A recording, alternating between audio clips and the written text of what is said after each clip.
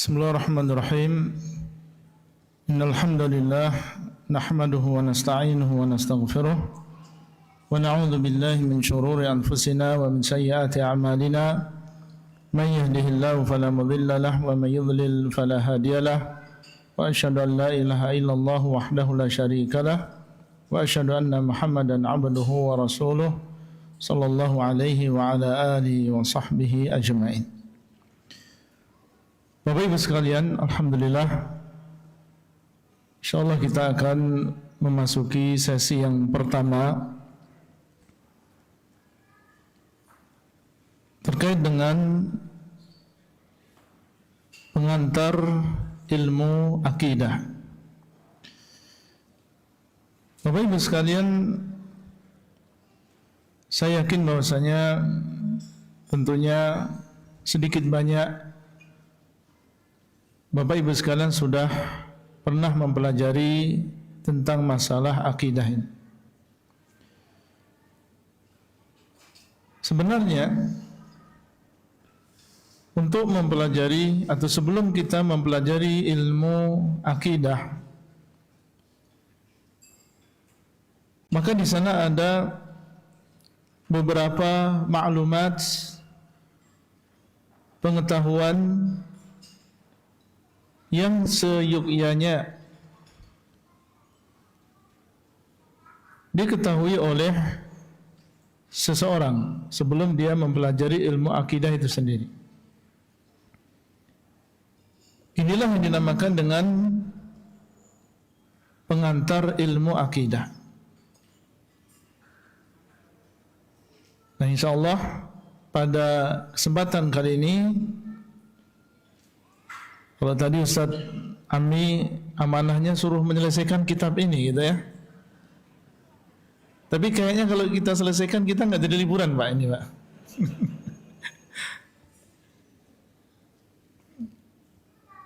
Insyaallah kita coba untuk meringkaskan apa yang beliau sampaikan di dalam kitab ini.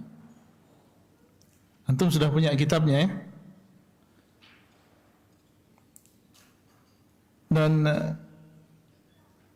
insyaallah akan kita bantu untuk bisa memahami isi dari kitab ini dengan cepat. Namun sebelumnya Bapak Ibu sekalian, di sana ada beberapa poin penting. Kenapa kita mempelajari pengantar ilmu akidah? Fungsinya secara singkat bahwa pengantar ilmu akidah ini merupakan fondasi sebelum kita mempelajari lebih dalam tentang masalah akidah. Jadi di sana akidah itu merupakan fondasi, tapi sebelum kita mempelajari ilmu akidah tersebut ada dasar-dasar terlebih dahulu yang perlu kita ketahui. Di antaranya adalah apa yang akan kita pelajari dalam pengantar ilmu akidah ini. Kita akan mempelajari tentang konsep dasar ilmu akidah, pengertiannya, kemudian mungkin istilah-istilah yang ada di dalam ilmu akidah. Kemudian yang kedua, kita akan mempelajari tentang ruang lingkup ilmu akidah. Apa saja yang dibahas dalam ilmu akidah ini.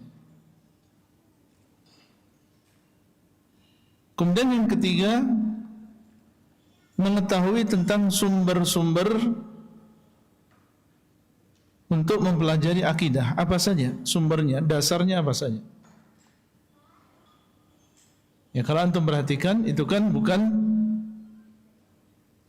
akidah itu sendiri, tapi ini berkaitan dengan apa yang harus diketahui dan dipelajari sebelum mempelajari tentang akidah. Sumbernya apa? Yang keempat, memahami metodologi Ahlus Sunnah wal Jamaah di dalam menetapkan masalah-masalah akidah. Bagaimana cara mereka mengambil kesimpulan, kok bisa keyakinan seorang muslim demikian dan demikian? Bagaimana caranya?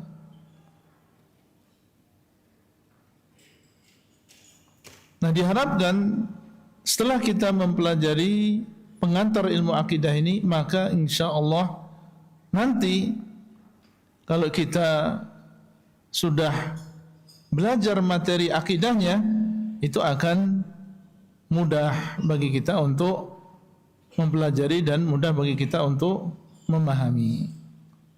Tentunya ini semua dilakukan supaya kita nanti tidak salah. Karena sangat pentingnya masalah akidah ini sehingga perlu ada di sana pengantar ilmu akidah.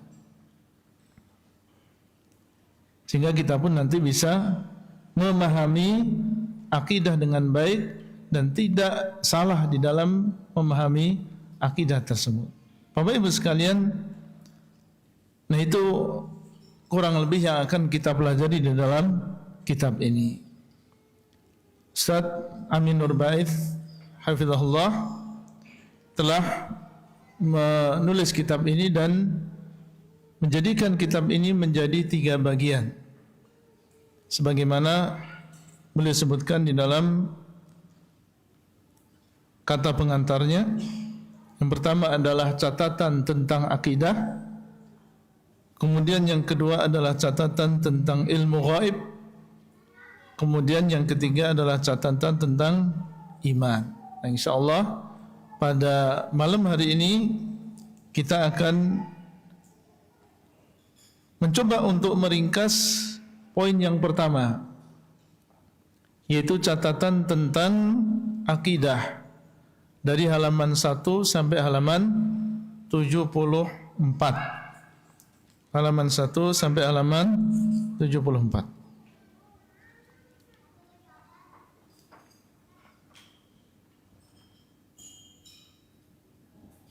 Cara kita untuk mempelajarinya bukan kita baca satu-satu ya, atau halaman per halaman, karena sebenarnya tidak akan selesai sampai jam 10 juga nggak selesai nanti ya. Tapi coba akan kita ringkaskan, kemudian kita membaca sedikit dari apa yang beliau sampaikan di dalam kitab ini. Baik.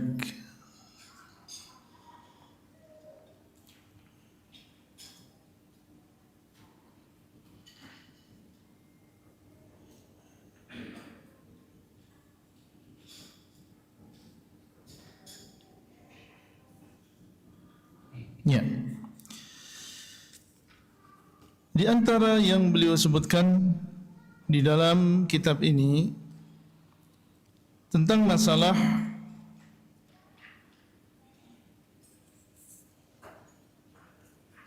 mengapa kita harus belajar tentang masalah akidah. Mengapa kita harus belajar akidah? Ini kan pengantar ya.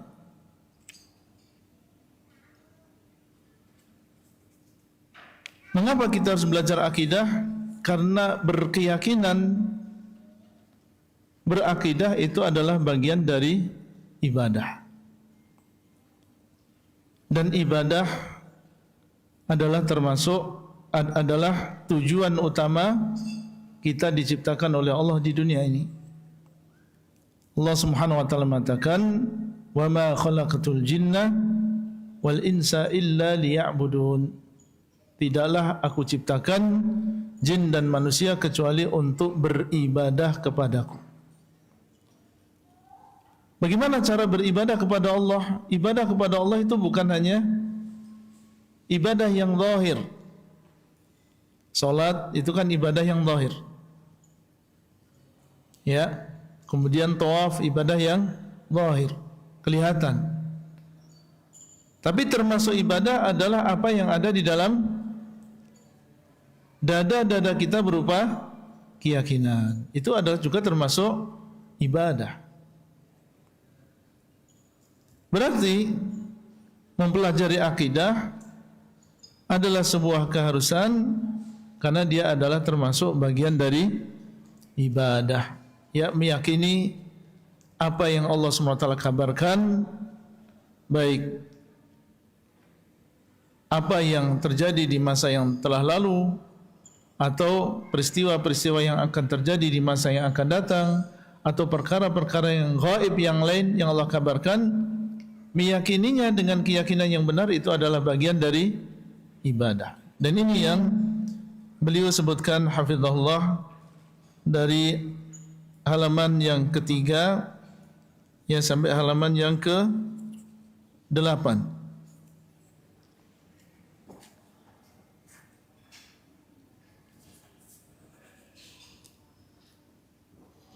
Baik. Kemudian yang selanjutnya, setelah seseorang memahami bahwa akidah ini adalah sesuatu yang sangat penting, ternyata dia adalah bagian dari ibadah,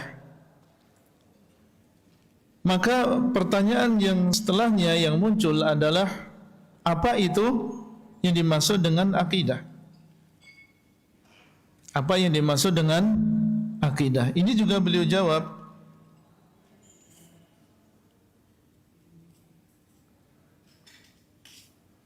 ya di dalam halaman yang ke-6. Yang di dalam halaman yang ke-6.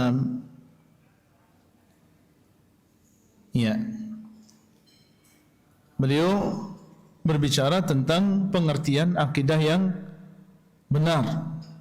Apa itu akidah yang benar? Akidah yang benar adalah akidah yang sesuai dengan realita. Baik, mungkin dibantu oleh panitia untuk menyerahkan mikrofon. Ya, kita akan ya. Mulai dari paling depan atau? Boleh, yang kelihatan ngantuk antum datangi. Ya. Siap. Ada yang ngantuk?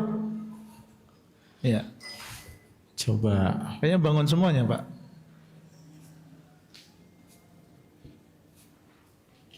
Enggak, Mas. Ya, halaman yang ke-6 ya. Pengertian akidah yang benar, coba dibaca. Enggak bawa kitabnya. Oh ya. Ya. Yang bawa kitabnya. Oh, ya, monggo. Ya.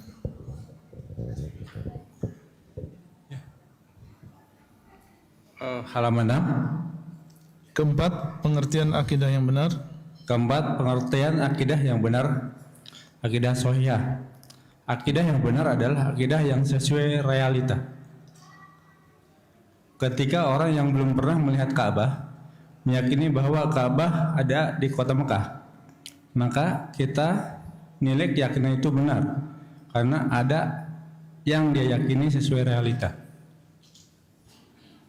Ketika orang belum pernah datang ke Masjid Nabawi, meyakini bahwa makam Nabi SAW adalah ada di kota Madinah, maka kita nilai keyakinan itu benar karena apa yang dia yakini sesuai realita. Ketika seseorang meyakini bahwa kuburan Ali radhiyallahu anhu ada di Iran, kita menilai ini keyakinan yang tidak benar karena tidak sesuai realita. Ali bin Abi Thalib meninggal di Kufah dan dimakamkan di Kufah, Irak, bukan di Iran. Ya.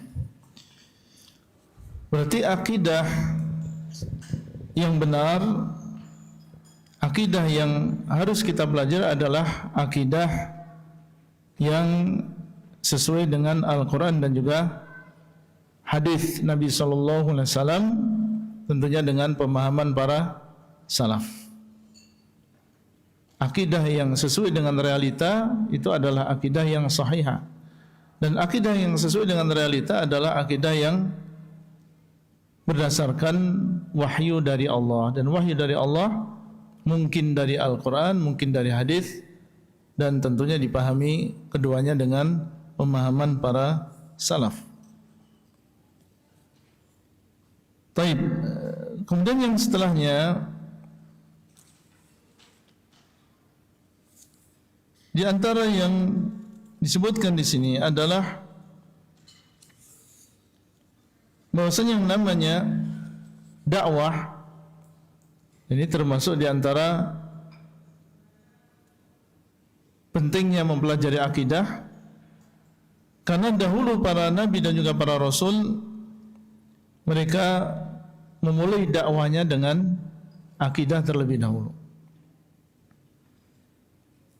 Ini termasuk bagian dari pengantar ilmu akidah, karena disebutkan di situ keutamaan mempelajari akidah. Di antara keutamanya adalah bahwasanya akidah ini adalah materi yang pertama, hal yang pertama yang didakwahkan oleh para Rasul alaihi wassalam. Apa dalilnya? Firman Allah Subhanahu wa taala, "Wa laqad ba'atsna fi kulli ummatin rasulan an i'budullaha wajtanibut taghut." Dan sungguh kami telah mengutus kepada setiap umat seorang rasul, tujuannya adalah supaya menyembah kepada Allah dan menjauhi taghut. Kemudian di dalam Al-Quran ketika Allah Subhanahu wa taala menyebutkan kisah-kisah para nabi, kisah-kisah para rasul dan dakwah mereka kepada kaumnya, maka yang pertama kali mereka ucapkan adalah seruan untuk menyembah kepada Allah semata. Ya, kalau kita membaca surat Al-A'raf, dan di situ Allah Subhanahu wa taala menyebutkan kisah Nabi Nuh, kisah Nabi Hud, kisah Nabi Saleh, maka yang pertama kali mereka ucapkan adalah u'budullah ma lakum min ilahin ghairuh. Ya qaumi, wahai kaumku, sembahlah Allah, kalian tidak memiliki sesembahan yang berhak disembah kecuali Allah Subhanahu wa taala.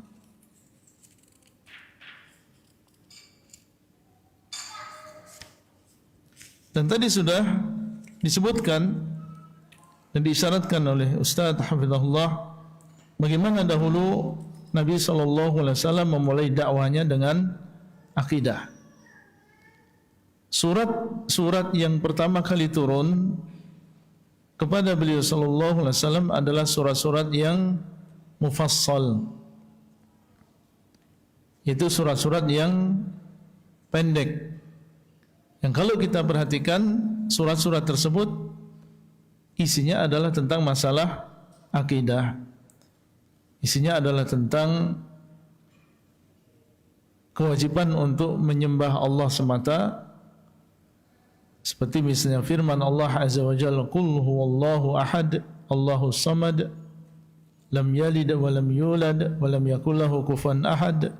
Qul ya ayyuhal kafirun la a'budu ma ta'budun." Wala antum a'biduna ma a'bud.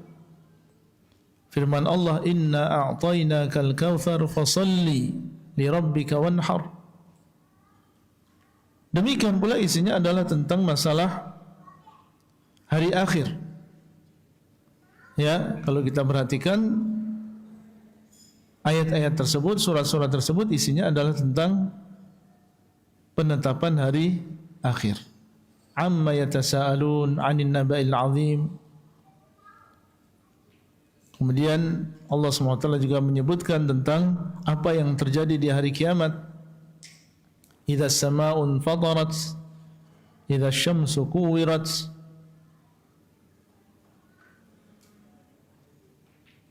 Kita baca apa yang beliau sebutkan hafizahullah di dalam kitab ini, halaman yang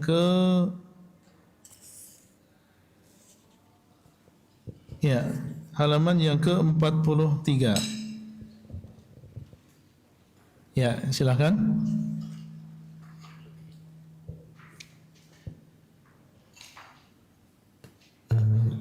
Yang ke-15, Ustaz? Ya. Ke-15, dengan akidah yang lurus manusia akan mudah dikendalikan. Dengan akidah yang lurus, manusia akan lebih mudah dikendalikan untuk mengikuti aturan agama.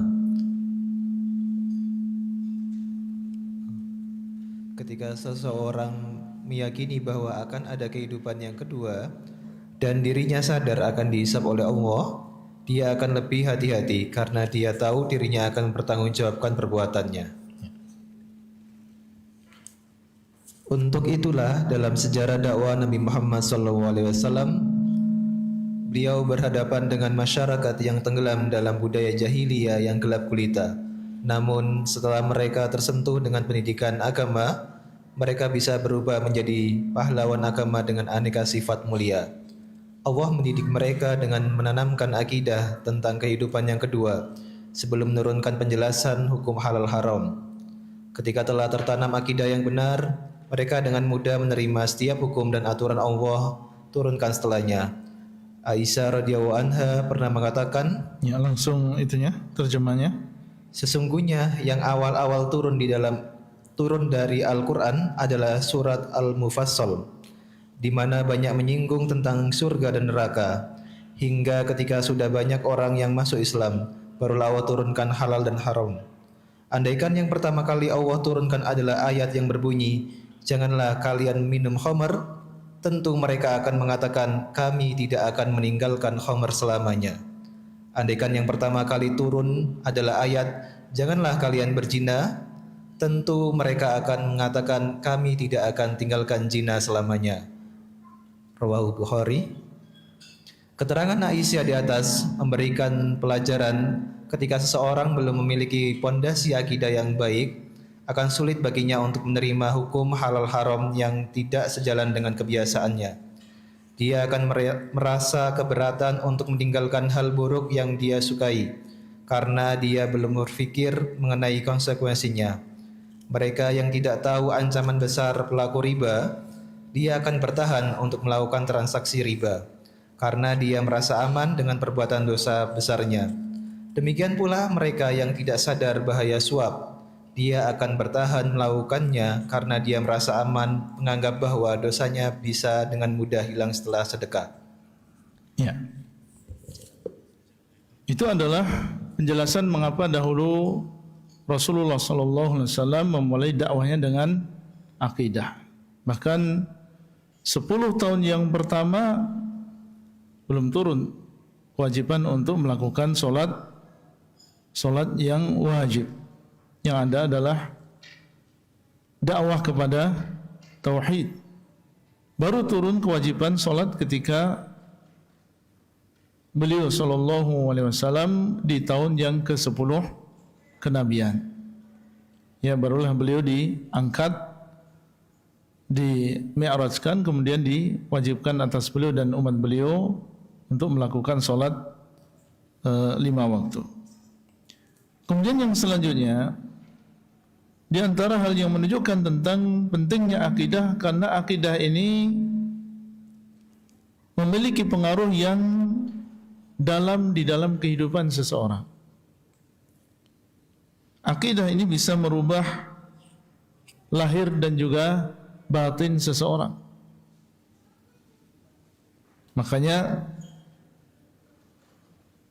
seperti yang tadi disebutkan, yang pertama kali didakwahkan adalah masalah akidah. Karena kalau sudah memiliki akidah yang kokoh tertanam di dalam hati seseorang, maka insya Allah ini akan dengan mudah seseorang untuk menerima syariat-syariat yang lain. Ini beliau isyaratkan dalam poin yang ke-12 halaman 35 ya.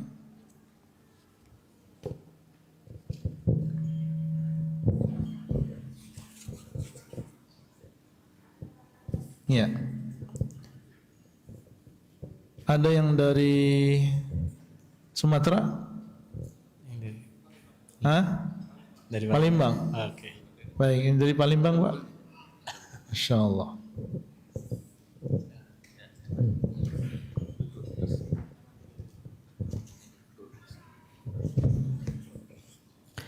Ke-12, Ya. setiap keyakinan dan ideologi memberikan pengaruh terhadap lahir batin. Semua aktivitas manusia sangat dipengaruhi oleh keyakinan dan ideologinya, baik aktivitas ibadah maupun aktivitas dunia. Bahkan ideologi memberi pengaruh besar terhadap kepribadian seseorang. Allah berfirman menceritakan kepribadian yang musyrik. Apabila hanya Allah yang saja disebut menjadi kesal hati orang-orang yang tidak beriman kepada kehidupan akhirat. Dan apabila nama sembah-sembahan selain Allah yang disebut, tiba-tiba mereka bergirang hati. Ya. Surat Az-Zumar ayat 45.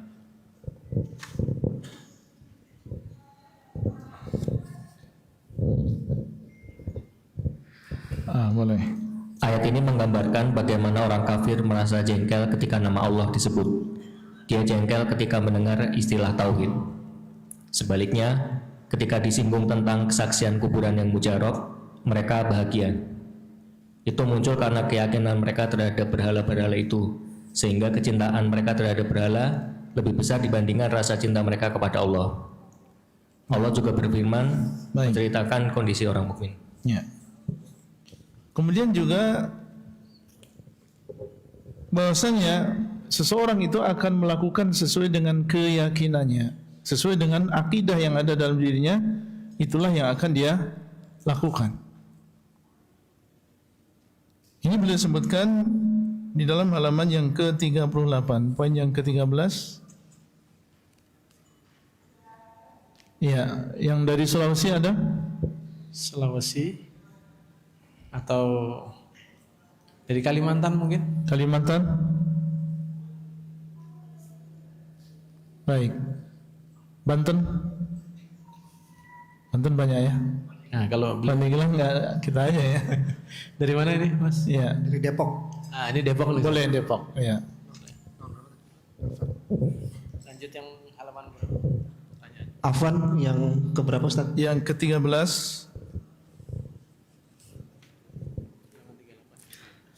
Manusia akan melakukan apapun sesuai keyakinannya. Seseorang akan siap melakukan apapun sesuai dengan ideologi dan keyakinannya, walaupun sangat bertentangan dengan akal sehatnya. Ada yang mau makan kotoran pemuka kelompoknya karena dia meyakini kotoran itu akan mendatangkan keberkahan baginya. Ada juga orang yang rebutan kotoran kerbau untuk diusapkan di sekujur badannya karena dia yakin bahwa itu akan mendatangkan kebaikan bagi hidupnya. Dulu orang musyrikin tawaf sambil telanjang karena mereka berkeyakinan bahwa itu hal yang baik baginya. Bahkan mereka menganggap bahwa apa yang mereka lakukan itu adalah melaksanakan perintah Allah. Allah berfirman, apabila mereka melakukan perbuatan keji, mereka berkata, kami mendapati para leluhur kami mengerjakan yang demikian itu, dan Allah menyuruh kami mengerjakannya. Katakanlah, sesungguhnya Allah tidak menyuruh mengerjakan perbuatan yang keji. Mengapa kamu mengada-ada terhadap Allah yang tidak kamu ketahui? Ya. Ini menunjukkan bahwa manusia apabila dia memiliki akidah, memiliki keyakinan, dia akan melakukan apapun yang sesuai dengan keyakinannya. Sehingga dari sini kita semakin memahami pentingnya kita mempelajari akidah. Di antara keutamaan mempelajari akidah yang beliau sebutkan adalah di halaman 45 bahwasanya akidah akan menjadikan mental seorang hamba itu semakin kuat. Halaman 45. Baik, dari mana Pak? Monggo Bapak. Masya Allah. Dari mana? Dari Kepanjen Malang, Ustaz. Dari Malang. Ji. Masya Allah. Ke-16 Pak.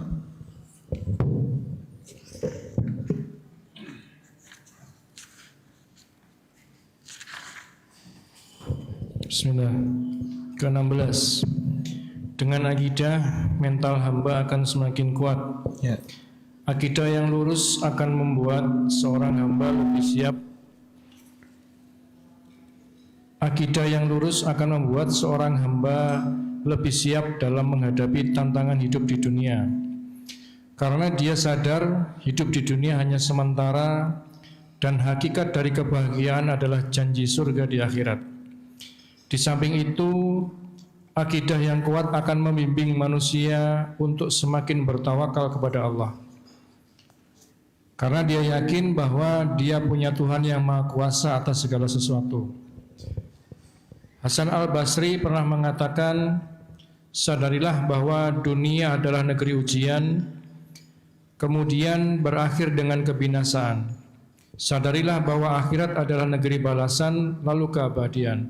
Tafsir Ibnu Katsir 1/581.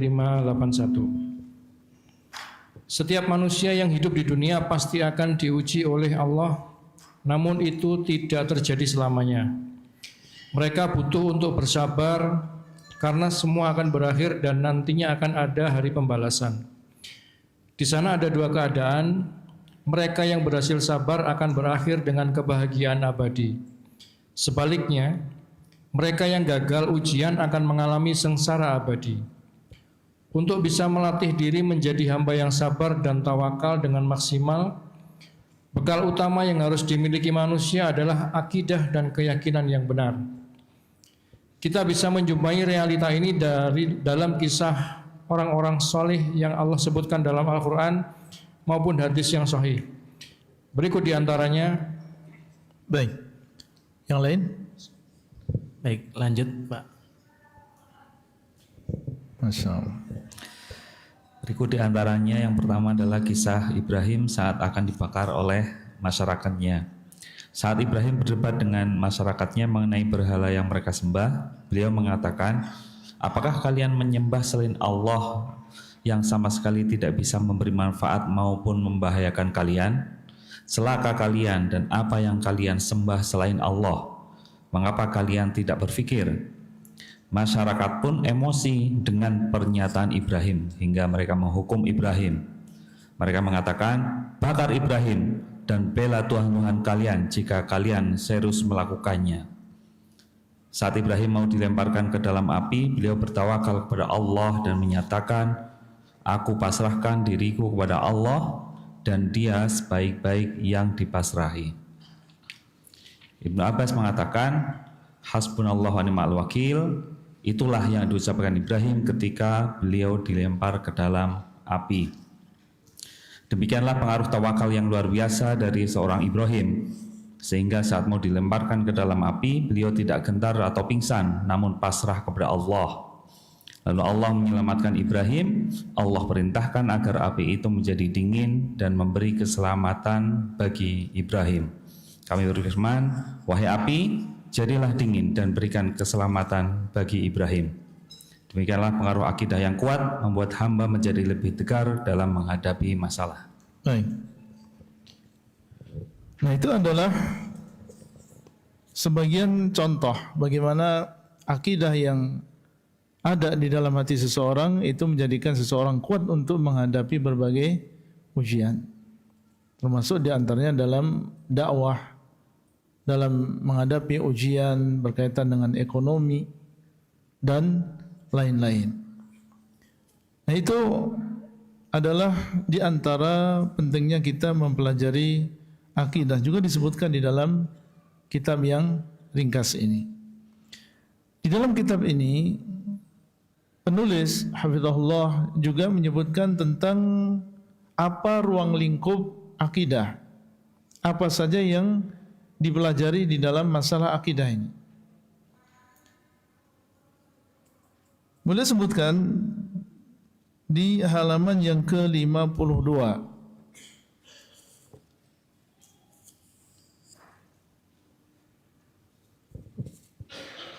Halaman yang ke-52. Ya. Dari mana? Ya. Saya Herman dari Depok. Masya Allah, dari Depok. Ke-17. Ya. Apa saja yang perlu diyakini? Allah memerintahkan manusia untuk beriman dan Allah ajarkan kepada mereka apa saja yang harus diimani. Artinya, Allah tidak memerintahkan manusia untuk mencari sendiri apa yang harus diimani. Namun Allah yang mengajarkan iman itu kepada mereka, sebab ketika keyakinan itu dicari, maka akan ada sejuta keyakinan yang berbeda tergantung dari cara manusia dalam mencarinya. Inti dari apa yang harus diimani manusia kembali kepada 6 rukun iman. Allah berfirman di dalam surat An-Nisa ayat 136, wahai orang yang beriman, Tetaplah beriman kepada Allah dan Rasul-Nya dan kepada kitab yang Allah turunkan kepada Rasul-Nya serta kitab yang Allah turunkan sebelumnya. Barang siapa yang kafir kepada Allah, malaikat-malaikatnya, kitab-kitabnya, Rasul-Rasulnya, dan hari kemudian, maka sesungguhnya orang itu telah sesat sejauh-jauhnya. Baik. Kemudian yang halaman selanjutnya, halaman 54, dalam hadis Jibril. Dibaca? Baik. Ya, dari Sleman, Ustaz, dari Jakarta. Ya. Dari mana? Ya. Dari Sleman. Sleman. Jogja. Jogja ya. Masya Allah. Ya. Ya, ke-18 fitrah manusia akan keberadaan pencipta. Yang paling atas, Pak. Dalam hadis Jibril. Dalam hadis Jibril, Nabi SAW menjelaskan apa itu iman.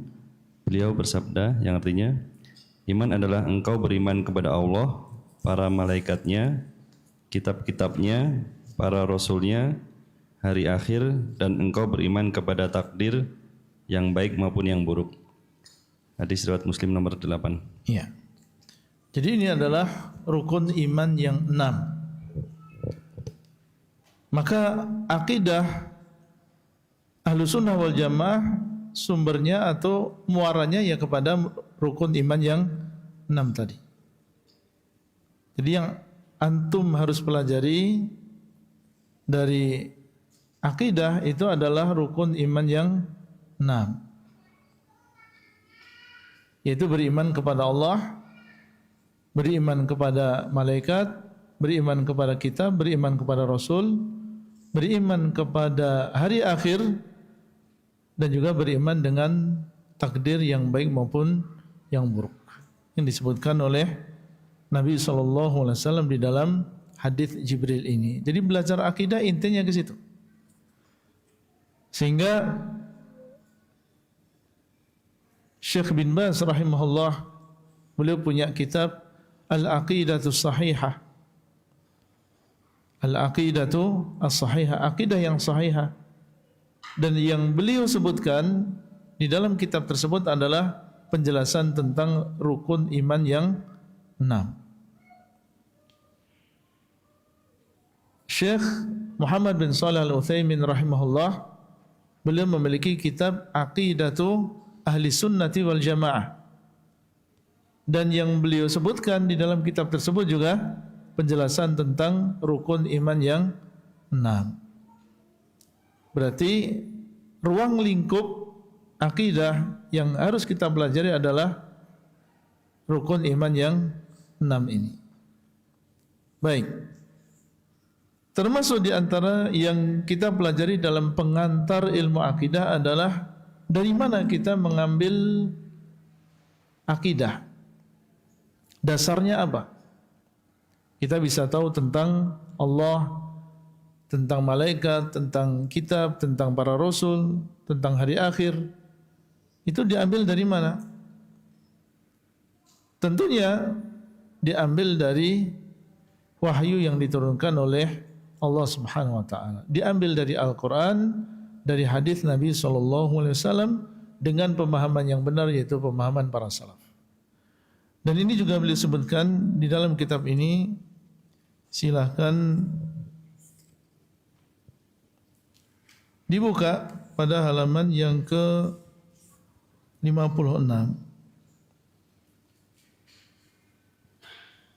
Ya. Dari Jakarta, Ustaz. Dari Jakarta, insyaallah. Ke-19, penjelasan akidah itu sudah lengkap. Umar bin Khattab pernah menceritakan bahwa suatu ketika Nabi didatangi oleh orang asing, tapi tidak ada tanda-tanda safar. Lalu beliau berdialog dengan Nabi tentang Islam, iman, dan ihsan. Usai menjalankan semuanya, orang itu pergi, lalu Nabi menyampaikan, itu adalah Jibril. Beliau datang untuk mengajarkan agama kepada kalian. Keterangan ini menunjukkan bahwa rukun iman juga bagian dari agama, dan semua bagian agama telah disempurnakan sebagaimana yang Allah tegaskan, pada hari ini telah kusempurnakan untuk kamu agamamu, dan telah kucukupkan kepadamu nikmatku, dan telah kuridhoi Islam itu jadi agama bagimu. Surat Al-Maidah ayat 3. Imam Malik menjelaskan ayat ini dengan mengatakan, apapun yang dikala itu bukan bagian dari agama, maka di hari ini juga bukan bagian dari agama. Karena itu dalam belajar akidah dan keyakinan, kaum muslimin tidak perlu mencari sumber yang lain selain yang valid dalam masalah akidah, yaitu Al-Quran dan Sunnah. Umat Islam tidak perlu menggali akidah dari Taurat, Injil maupun suhuf para nabi masa silam, apalagi menggali akidah dari kitab-kitab kuno yang tidak jelas. Diriwayatkan bahwa Umar pernah membawa beberapa lembar Taurat. Beliau sampaikan kepada Nabi, "Ya Rasulullah, saya mampir ke saudaraku yang tinggal di kampung Yahudi, Bani Quraizah. Lalu dia menuliskan beberapa cuplikan dari Taurat. Bolehkah saya bacakan kepada Anda?" Spontan roman muka Nabi SAW langsung berubah karena marah. Kemudian beliau bersabda, "Demi zat yang jiwa Muhammad ada di tangannya, andaikan Musa ada di tengah kalian, kemudian kalian mengikutinya dan meninggalkan aku, niscaya kalian akan tersesat." Baik. Kemudian yang poin selanjutnya, yang ke-20. Ini masih berkaitan dengan sumber akidah juga. Ya. Baik Ustaz, saya dari Indramayu. Indramayu, Cirebon. Masya Allah. Ke-20, qanaah dalam berakidah. Allah menegaskan dalam Al-Quran agar kita hanya mengambil dari apa yang diberikan oleh Rasulullah SAW. Allah berfirman, "Apa yang diberikan Rasul kepadamu maka terimalah, dan apa yang dilarang bagimu maka tinggalkanlah. Dan bertakwalah kepada Allah, sesungguhnya Allah amat keras hukumannya." Quran Al-Hasyr ayat 7. Ayat ini mengajarkan bahwa dalam urusan agama, manusia hanya boleh mengambil dari apa yang diajarkan Rasulullah SAW. Sementara apa yang tidak beliau ajarkan jangan diambil. Dan akidah Islam telah sempurna, diberikan semuanya oleh Nabi SAW. Kita diajarkan untuk bersikap qanaah dalam urusan dunia, yaitu merasa cukup dengan semua nikmat dunia yang telah Allah berikan. Dalam beragama kita juga diajarkan untuk qanaah, yaitu merasa cukup dengan syariat yang Allah ajarkan. Dan itulah bukti ridho kita untuk menjalani Islam sebagai agama. Di saat itulah seseorang akan bisa merasakan lezatnya iman. Ya. Bapak Ibu sekalian, dahulu para ulama karena mereka sumber akidahnya sama, yaitu Al-Quran dan juga hadis dengan pemahaman para salaf, maka para ulama kita dari masa ke masa, dari berbagai belahan dunia, akidahnya sama. Dan ini juga beliau nukil pada halaman yang ke-59, poin yang ke-21. Ya. Ke-21, para ulama akidahnya seragam. Para ulama memiliki akidah yang seragam, walaupun mereka tidak hidup bersamaan, baik bersamaan dari sisi waktu maupun tempat. Mereka akidahnya seragam dari generasi ke generasi, meskipun mereka berbeda daerah, tersebar di semua negara kaum muslimin, seolah bersumber dari satu hati yang sama. Ismail al-Asbahani menyatakan, di antara bukti bahwa ahlul hadis berada di atas kebenaran, jika Anda perhatikan semua karya tulis mereka dari generasi awal hingga generasi akhir, ulama dulu maupun belakangan, sementara negeri mereka berbeda, zaman mereka berbeda, tempat mereka berjauhan, masing-masing tinggal di negeri yang beragam. Namun Anda akan jumpai penjelasan mereka dalam masalah akidah itu satu pemahaman, seragam prinsip. Mereka meniti satu jalan, tidak ada yang keluar atau menyimpang darinya. Lalu beliau menegaskan, pernyataan mereka Ya. Sebabnya adalah karena mereka kembali kepada sumber yang sama. Dan tentang masalah sumber akidah yang benar ini juga Ustadz sebutkan pada halaman yang ke-11 dan yang ke-6 ketika beliau menyebutkan sumber akidah yang benar. Ya, dari halaman 11 sampai halaman yang ke-12. Kenapa ini perlu disebutkan? Karena di sana ada sumber-sumber keyakinan yang lain yang dijadikan oleh sebagian manusia sebagai rujukan dalam masalah keyakinan. Contoh misalnya, sebagian orang ingin mempelajari tentang sifat-sifat Allah dari filsafat, ingin mengenal Allah dengan ilmu kalam, maka ini salah alamat. Mau mempelajari tentang Allah, tentang sifat-sifatnya, bukan kembali kepada Al-Quran dan hadis, tetapi justru kembali kepada ilmu kalam. Ada sebagian orang memiliki keyakinan, tetapi ternyata keyakinan tersebut diambil dari adat dan juga budaya yang sudah turun-temurun, diambil dari bapaknya, diambil dari kakeknya. Menganggap bahwasanya apa yang sudah turun-temurun tadi diwarisi dari generasi ke generasi itu adalah sesuatu yang benar adanya. Maka ini juga bukan cara yang benar dalam berakidah. Nah, ini juga beliau isyaratkan. Lihat halaman yang ke-12, yaitu sumber akidah yang menyimpang.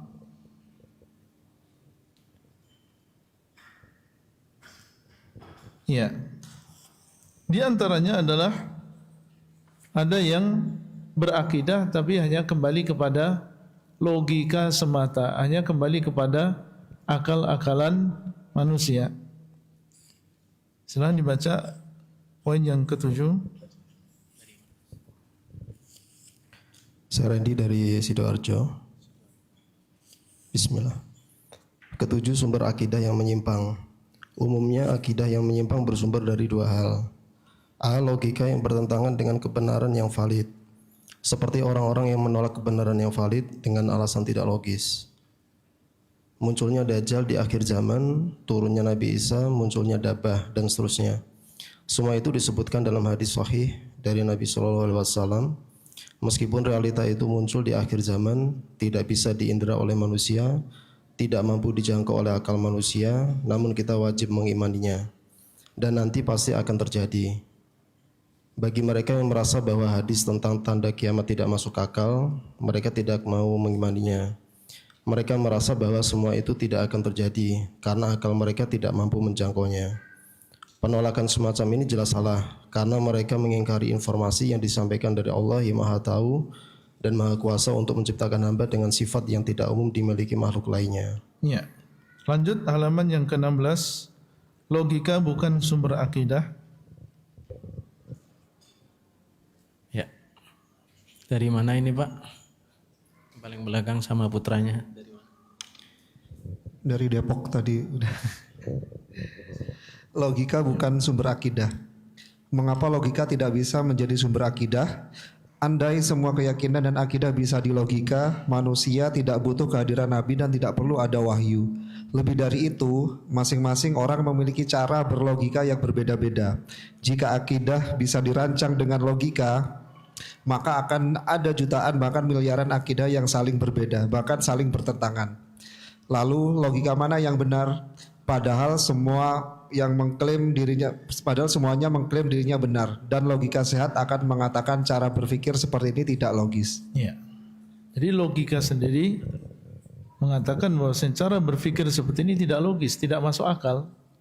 Kalau masing-masing masalah akidahnya diserahkan kepada masing-masing manusia, ya masing-masing akal manusia, maka di sana akan terjadi jutaan keyakinan, jutaan akidah, dan ini sesuatu yang tidak masuk akal.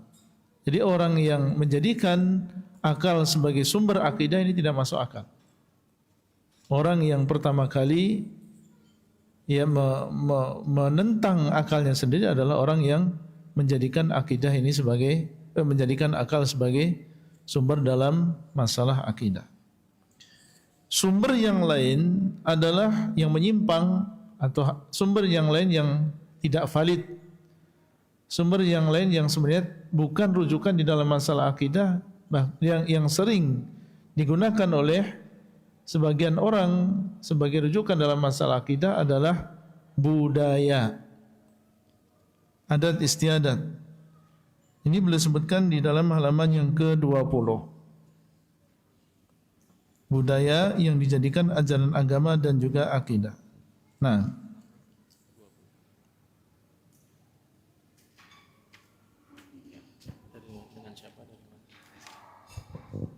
baik Ustaz, dari Surabaya. B. Budaya yang dijadikan ajaran agama dan akidah. Ada banyak keyakinan di masyarakat yang berasal dari budaya, sehingga budaya dijadikan sebagai sumber ideologi. Seperti keyakinan bahwa hari kematian leluhur adalah hari sial. Orang Jawa menyebutnya geblak. Keyakinan bahwa di Laut Kidul adalah penguasa yang menjadi penunggu. Mereka sebut Nyi Roro Kidul. Keyakinan bahwa di Laut Utara ada penguasa yang menjadi penunggu yang disebut Dewi Lanjar. Keyakinan bahwa bulan Suro atau Muharram adalah bulan sial, sehingga tidak boleh dijadikan sebagai momen hajatan. Dulu, masyarakat musyrikin juga memiliki berbagai keyakinan peninggalan para leluhurnya. Mereka menganggap itu benar, hingga menolak dakwah para nabi yang bertentangan dengan keyakinan itu. Ya. Jadi budaya ini bukan merupakan sumber. Dan sumber-sumber yang lain seperti mimpi, ya, yang dilihat oleh seseorang di dalam tidurnya, ini juga bukan merupakan sumber akidah, kecuali kalau mimpinya atau mimpi tersebut terjadi pada seorang nabi. Maka ini adalah akidah yang harus diyakini, karena mimpi seorang nabi adalah wahyu dari Allah Subhanahu wa taala. Kemudian yang selanjutnya, dan ini adalah termasuk bagian dari apa yang disebutkan dalam pengantar ilmu akidah tentang karakter akidah Islam. Ya, karakter akidah Islam disebutkan oleh beliau di halaman-halaman yang berbeda, bahwasanya di antara karakter akidah Islam adalah bahwasanya akidah Islam ini adalah sesuatu yang mudah, ya, sesuatu yang mudah untuk dipelajari.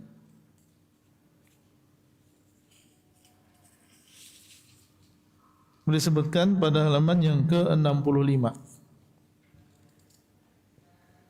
Ya, poin ke-24.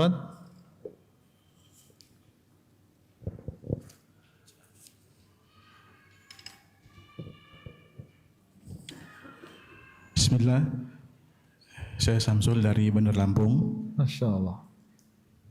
Ya, silakan Bapak. Yang ke-24 Ustaz. Ya. Ke-24, akidah Islam itu mudah. Pada asalnya mempelajari akidah yang lurus itu mudah. Yang membuat rumit adalah mempelajari subhat dan penyimpangan yang terbesar di masyarakat.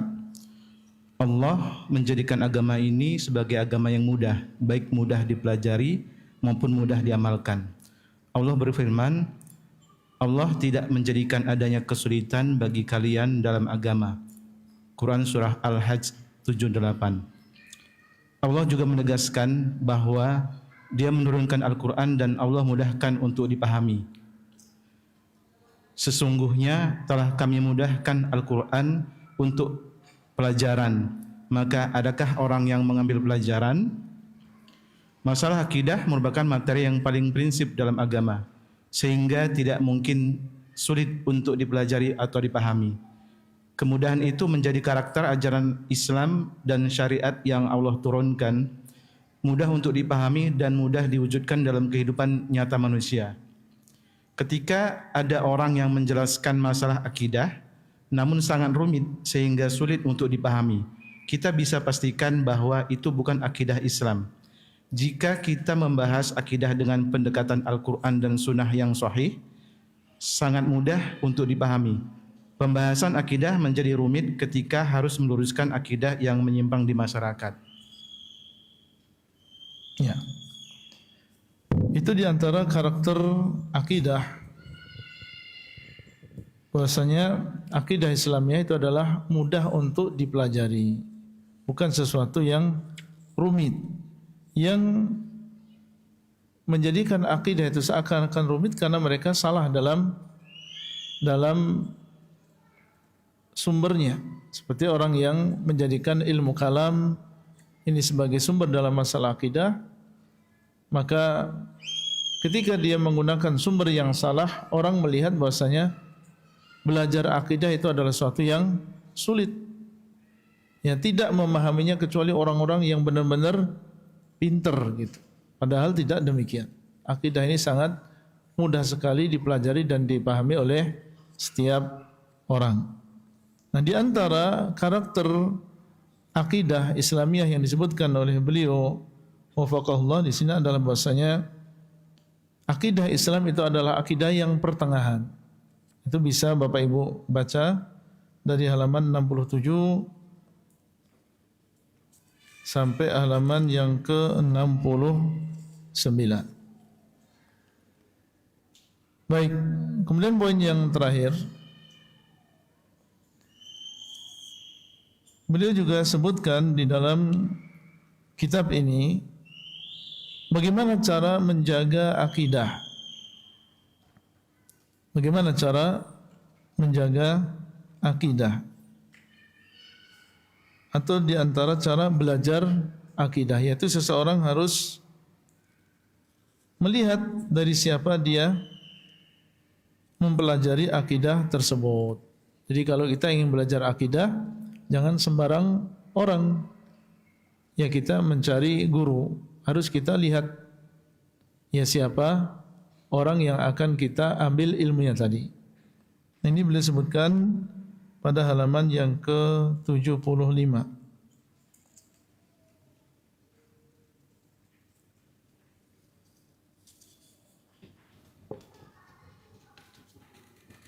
Ya, yang sebelumnya halaman 71, afwan, ke-27.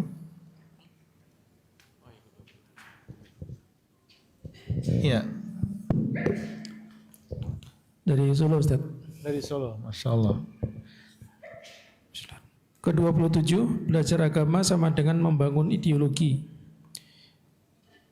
You are what you absorb. Engkau akan menjadi seperti apa yang engkau serap. Saat manusia lahir, mereka tidak tahu apapun. Allah berikan kepada mereka pendengaran dan penglihatan. Sebagai media masuknya ilmu. Dan Allah berikan fuad atau batin sebagai tempat menampung ilmu. Sehingga yang mewarnai hati manusia adalah ilmu yang dia serap. Allah berfirman, setelahnya, oleh sebab itu belajar ilmu agama hakikatnya seperti membangun ideologi. Karena keyakinan seorang sangat erat kaitannya dengan materi agama yang dia pelajari. Dari sinilah setiap muslim yang hendak belajar agama dituntut untuk mencari guru yang benar. Karena salah guru akan berdampak pada penyimpangan akidah dan ideologi. Ya. Terus yang halaman 73. Bagi ulama masa silam. Bagi ulama masa silam, mereka selalu waspada dan hati-hati ketika memilih guru. Karena salah guru bisa berbahaya bagi ideologi hamba. Muhammad bin Sirin mengatakan, sesungguhnya ilmu ini adalah agama. Maka perhatikanlah dari siapa kalian mengambil agama kalian. Ya. Bapak Ibu sekalian, itu adalah beberapa poin penting yang disebutkan oleh Ustaz Ami hafizahullah dalam kitab ini secara khusus halaman 1 sampai 74. Ya, antum semoga sudah memiliki gambaran ya tentang isi dari kitab ini. Jadi memang ini ditulis oleh beliau hafizahullah sebagai pengantar bagi kita semuanya sebelum kita mempelajari tentang ilmu akidah. Itu mungkin yang bisa kita sampaikan pada kesempatan kali ini. Kita masih ada waktu mungkin sekitar 5 menit ya untuk tanya jawab. Kita berikan satu kesempatan bagi bapak-bapak, kemudian satu kesempatan untuk ibu-ibu. Baik. Ya, persilakan yang ingin bertanya dari bapak-bapak. Dari bapak-bapak ada? Oh ya ada. Dengan siapa? Dari mana? Saya Salim dari Cibubur. Bismillah. Assalamualaikum warahmatullahi wabarakatuh, Ustaz. Assalamualaikum warahmatullahi wabarakatuh. Afwan, pertanyaan saya, bagaimana kita tahu kalau akidah kita itu sudah benar gitu? Karena kan ini bisa menentukan ya apakah kita nanti masuk surga atau masuk neraka ya. Dan ya jujur sekali, ya saya sedih takut kalau misalnya mungkin akidah saya itu belum benar ya. Karena kan semakin dipelajari ternyata terkadang ada yang memunculkan yang kayak semacam penyimpangan, kadang malah datang keraguan gitu Ustaz ya. Bagaimana cara memperkuat diri gitu. Dan ya apalagi kalau misalnya kita menyimak misalnya contoh perdebatan di media sosial yang tidak ada habisnya gitu kan. Itu juga berpengaruh sedikit banyak terhadap keyakinan kita. Syukran Ustaz. Baik.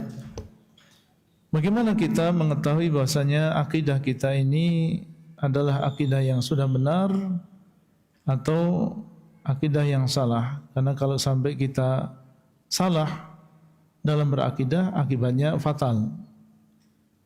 Seperti yang tadi sudah kita sebutkan dan juga sudah disebutkan oleh Ustadz di dalam kitab ini, bahwa untuk mengetahui akidah itu benar adalah dilihat dari sumbernya.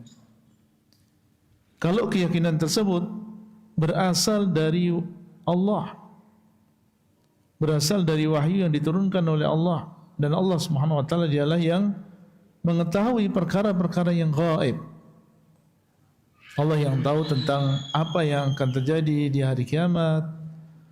Allah yang tahu tentang apa yang terjadi di masa yang telah lampau. Dan dialah Allah SWT yang ucapannya tidak ada kedustaan sama sekali. Maka apabila keyakinan tersebut berdasarkan wahyu, baik dari Al-Quran maupun dari hadis Nabi SAW yang sahih, maka itu adalah keyakinan yang benar. Itu adalah keyakinan yang sahih. Nah, baik. Selanjutnya dari akhwat satu lagi terakhir. Mas Munib, tolong mic-nya sudah.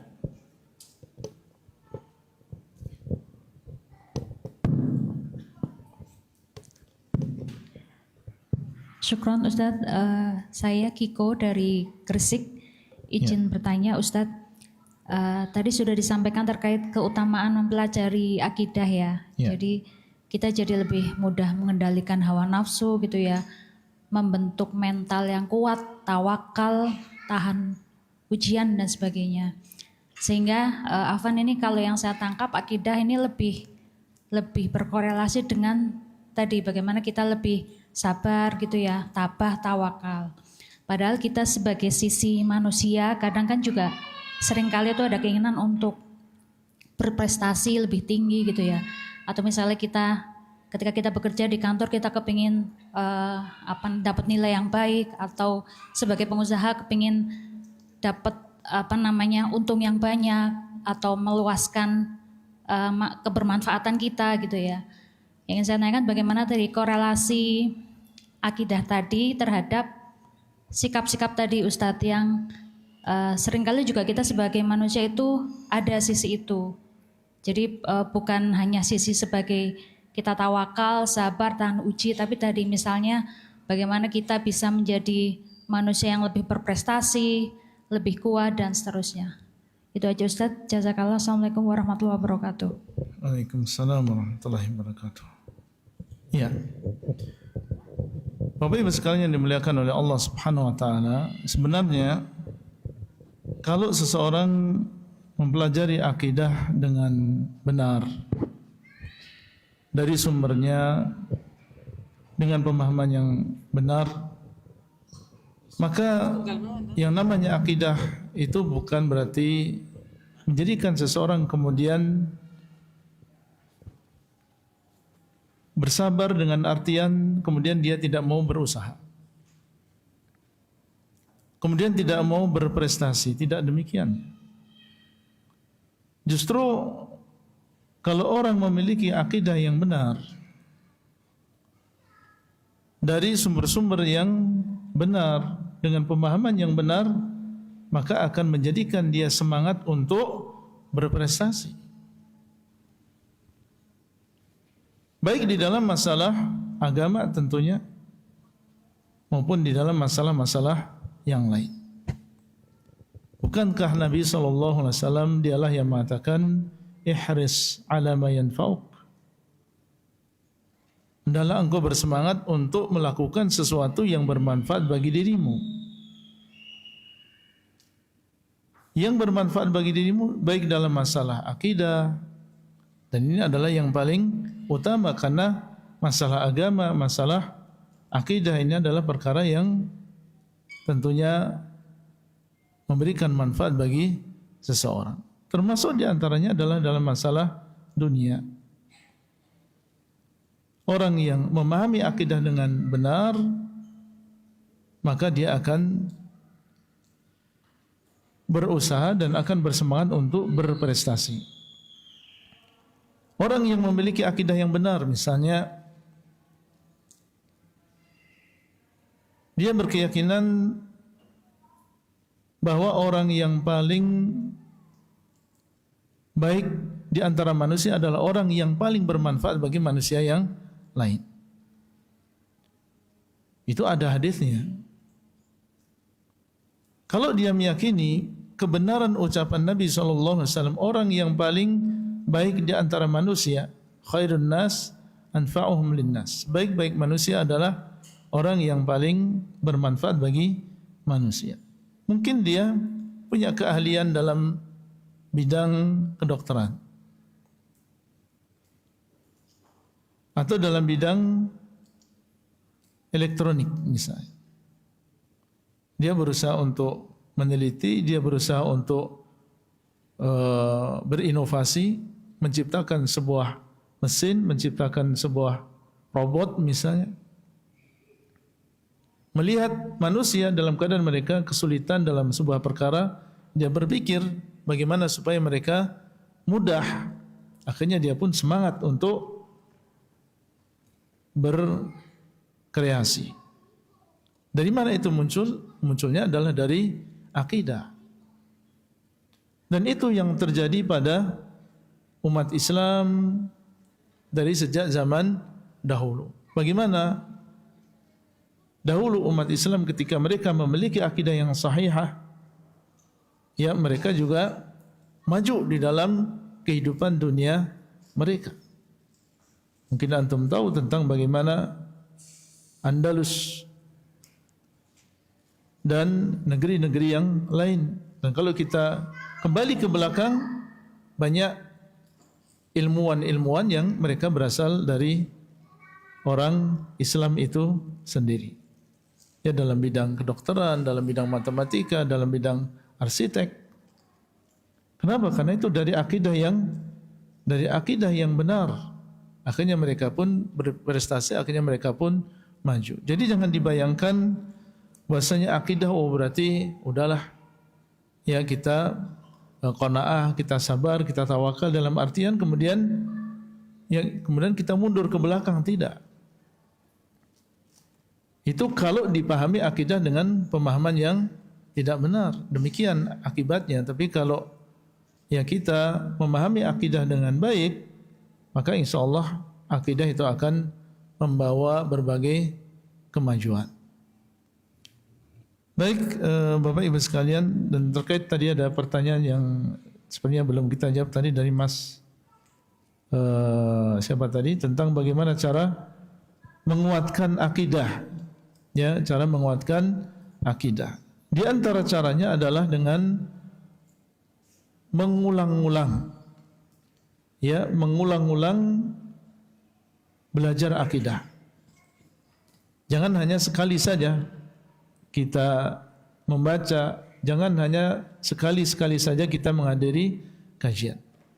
Semakin banyak seseorang mendengar, hari ini dia mendengar tentang masalah satu di antara sifat-sifat Allah. Kemudian mengikuti kajian yang lain, dia dengar juga dari ustadz yang lain masalah yang sama tentang sifat-sifat Allah. Ya, di media misalnya dia baca, dia mendengar sendiri di YouTube misalnya tentang materi yang sama. Ketika seseorang sering mendengar dan sering membaca tentang sebuah permasalahan, maka akan menjadikan keyakinan yang ada di dalam hatinya ini semakin tebal, semakin kuat. Ya, makanya ini rahasia mengapa Allah SWT di dalam Al-Quran sering mengulang-ulang, ya, ayat-ayat yang berkaitan dengan hari kiamat. Banyak atau tidak? Banyak. Ya, tentang di surat Al-Waqi'ah, ya, di surat-surat yang lain Allah SWT berbicara tentang hari kiamat, tentang kejadian-kejadian yang ada di dalamnya. Supaya apa? Supaya seorang muslim dan juga muslimah ini, karena dia sering mendengar, sering membaca, akhirnya dia pun ya semakin kuat keyakinannya tentang masalah hari akhir tersebut. Termasuk di antaranya ketika Allah SWT menyebutkan tentang sifat-sifatnya dan juga nama-namanya di dalam Al-Quran. Ini adalah rahasia mengapa Allah SWT sering mengulang-ulang sebuah keyakinan ya di dalam Al-Quranul Karim, supaya kita semakin kuat keyakinan kita ya tentang perkara tersebut. Nah, itu mungkin yang bisa kita sampaikan Bapak Ibu sekalian, sesi yang pertama dari pembahasan kitab pengantar belajar akidah. Insyaallah kita lanjutkan pada sesi yang kedua insyaallah. Demikian, barakallahu fikum. Sallallahu ala nabiyina Muhammad wa ala alihi washabbihi ajmain. Wassalamualaikum warahmatullahi wabarakatuh. Waalaikumsalam warahmatullahi wabarakatuh. Kami haturkan jazakumullah khairan pada Ustadz Dr. Abdullah Roy hafizallahu taala, dan mengingatkan kembali bahwasanya malam ini istirahat yang cukup karena besok kita ada banyak games dan permainan seru insyaallah taala. Dan sholat subuh berjamaah insya Allah akan kita mulai atau masuk pada pukul 4:15 di